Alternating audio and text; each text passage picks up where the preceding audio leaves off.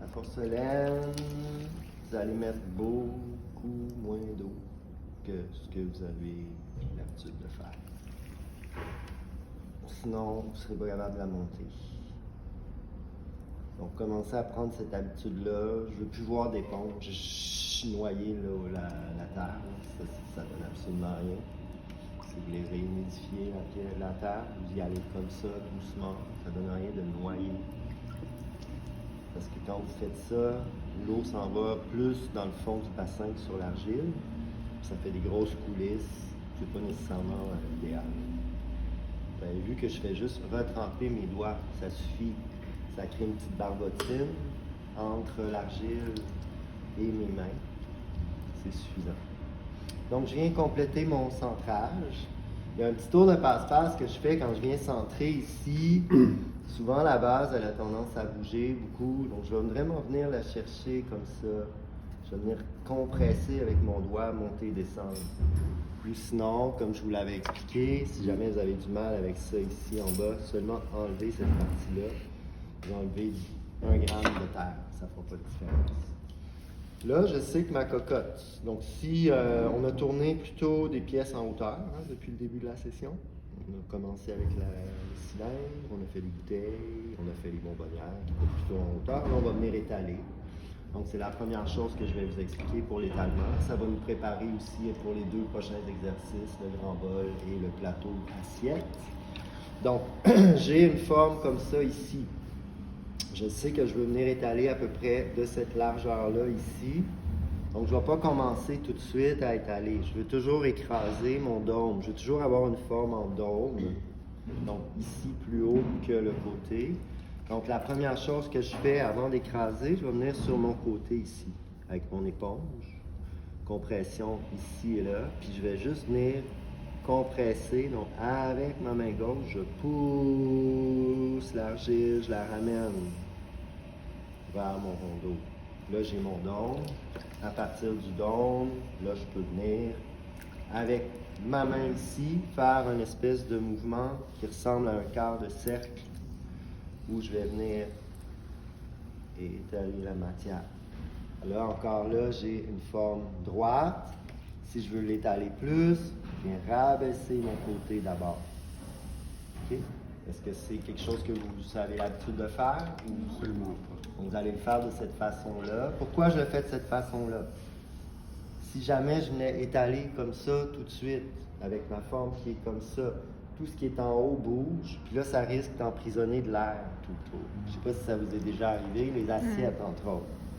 On pense qu'on est correct, on vient percer, on ouvre, puis là, le beigne, c'est plein de bulles d'air. C'est parce que le côté est tombé sur la grêle, bien qu'on est venu emprisonner plein d'air. Okay. Compression, donc là, tout est bien centré.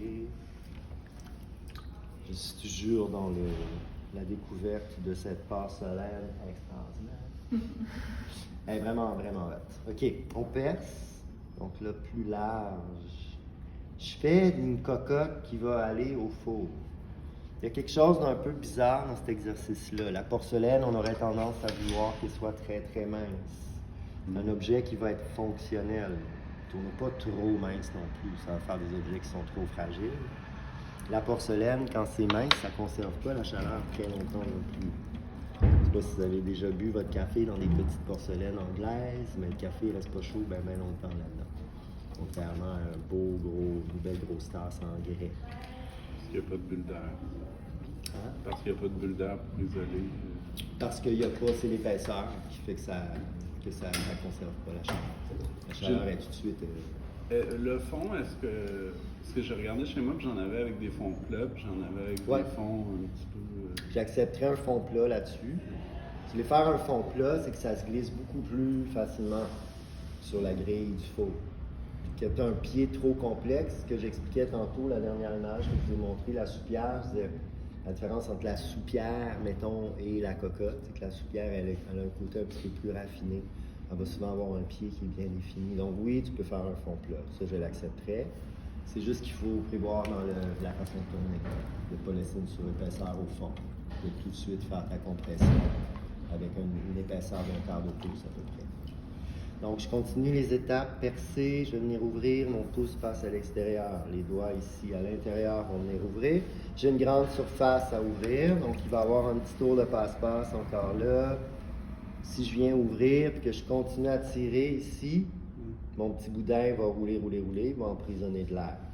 Donc, dès que ce petit boudin apparaît, je viens le compresser et l'intégrer dans le reste du bec.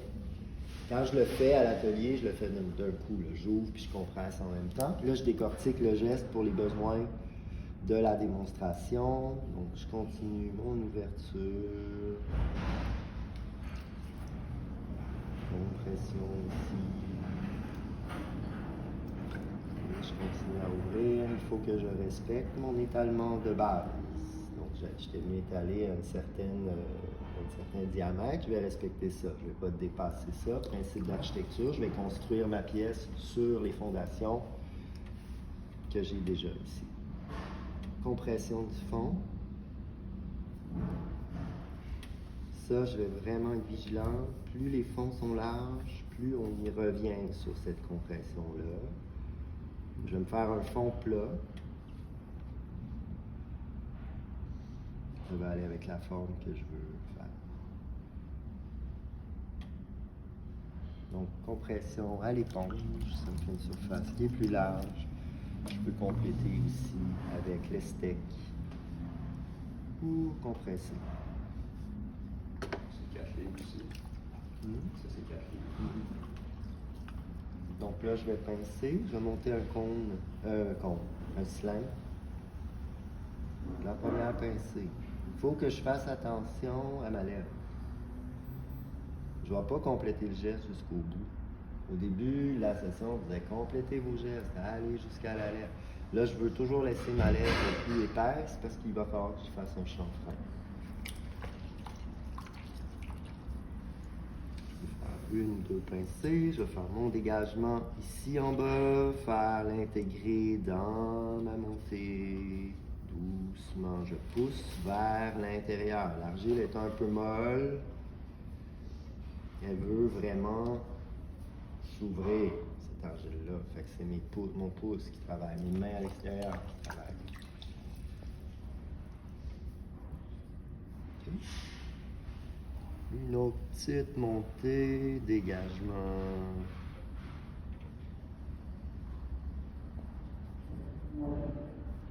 Et la première montée que j'ai faite, je suis resté de même.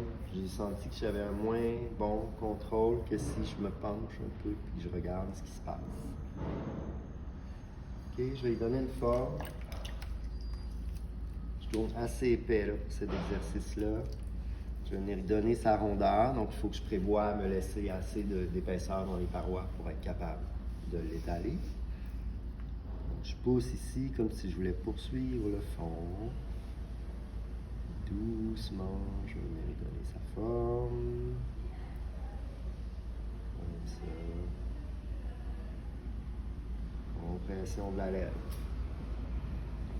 Cet exercice-là, c'est de garder la lèvre hyper stable. C'est ça qui est le plus dur à faire. C'est le plus difficile de l'exercice.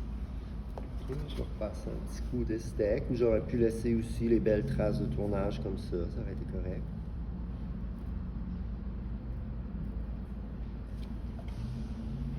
Et le chanfrein. Le chanfrein, on ne peut pas taponner très longtemps là-dessus. Chanfrein comme chanfrein? Chanfrein, je l'écris, il faudrait que j'aille vérifier mon orthographe. Je pense que c'est C-H-A-M-P-F-R-E-I-M, il me semble. Mais je vais aller vérifier quand même pour toi. OK, je recompresse ça ici. Là, il fait vraiment regarder. Vous vous rappelez quand j'ai fait la bonbonnière, à un moment donné, un des couvercles, on laissait le couvercle le haut épais, puis là, je venais séparer la lèvre en deux. Il y a une petite jupette qui sortait, puis ça me faisait mon chanfrein. Mais là, ça va être un peu la même chose, sauf qu'au lieu de pousser à l'extérieur, on vient pousser à l'intérieur. Là, je vais venir travailler vraiment avec mon ongle, en compressant comme ça de chaque côté. Donc, comme ça ici, je me stabilise et je redescends cette partie-là. Comme ça. Et tout. je ne peux pas y toucher 1000 fois. Là. OK?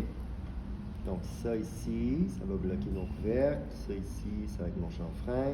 Si ce n'est pas super bien défini, à ce moment-là, vous pouvez revenir faire un petit coup de tournassage ici à l'intérieur. OK? Vous avez vu que la forme était très arrondie. C'est encore là, ça a tendance à vouloir s'affaisser. Quand je suis venu faire mon chanfrein, je sentais que cette épaule-là, ici, là, c'était limite. Essayez peut-être de faire des formes plus là. On va aller redescendre un petit peu. OK? J'y vais pour le couvercle. Je vais prendre mes mesures.